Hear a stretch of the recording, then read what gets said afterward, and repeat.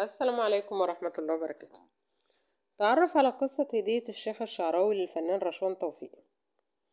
استعاد الفنان المصري رشوان توفيق ذكرياته الجميلة مع الداعية الإسلامي إمام الأمة الراحل الشيخ محمد متولي الشعراوي، وحكى على قصة أول لقاء جمع بينهم،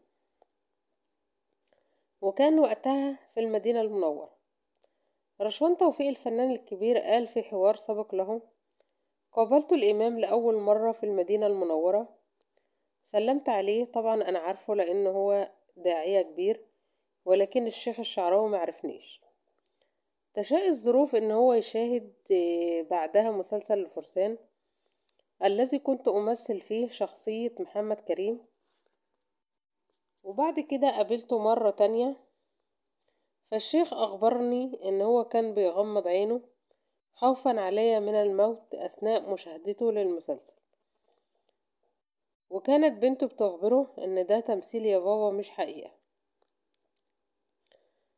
وأكمل كلامه الفنان رشوان توفيق وقال: أهداني الشيخ الشعراوي في هذه الزيارة أجمل هدية وأعظم هدية، أهداني جلباب ومصحف،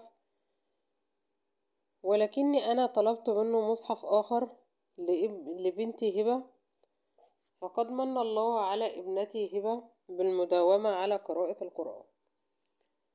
رحم الله إمام الأمة فضيلة الشيخ محمد متولي الشعراوي.